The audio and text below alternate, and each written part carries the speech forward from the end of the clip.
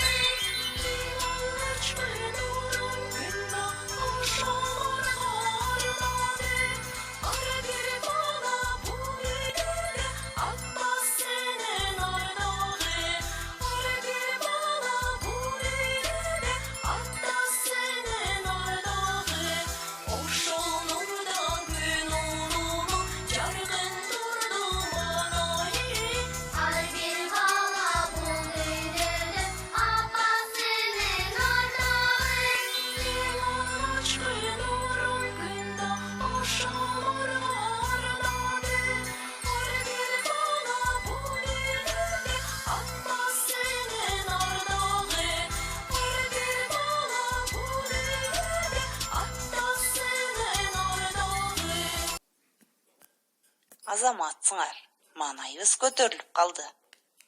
Бүгүнкү сабагыбыздын темасы сырдык сөздөр. Сабактын максаты сырдык сөздөр жөнүндө маалымат аласыңар. Көк асман текст менен таанышасыңар. Сырдык сөздөргө коюлуучу тыныш белгилерди туура коюп, көнүгүүлөрдү иштейсиңер. Жаратылышка туура мамиле кылууга тарбияланасыңар. Сырдык сөздөр деп эмнени айтабыз? Адамдын ички сезимдерин, сүйүнгөнүн, кейигенин, өкүнгөнүн, коркконун, кубаттоосун билдирген жана жаныбарларга карата айдоо, чыкыруу иретинде айтылуучу сөздөр сырдык сөздөр деп аталат. Мисалы, арыбаңыз, апей, ой тобо, аттиң, ой, рахмат, ботом, бах, түшөй, чипи, түтү деген сөздөр мисал боло алат. Балдар, бизге көк асман деген текст берилген. Азыр ошол текстти мен окуп берейин. Силер көңүл буруп, угуп тургула. Көк асман. Шатырап жааган жамгыр уйку келтиреби? Көзүм илинип кетиптир. Турсам, жамгыр басылып, чөптөрдү, тамдарды, тоолорду, бактарды жаркыратып салыптыр. Көңүлүм көтөрүлүп, эшикке көңүлдүү чыктым.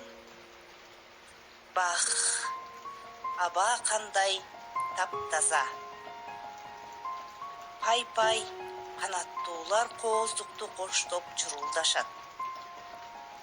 Аңгыча каркыралардын кыйкуулаган үнү угулуп калды. Дароо асманга көз жибердим.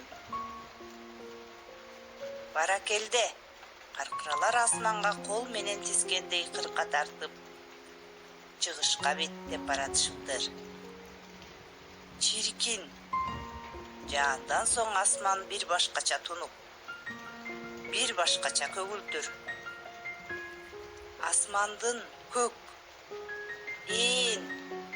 чексиз экендигин ошондо гана байкадым.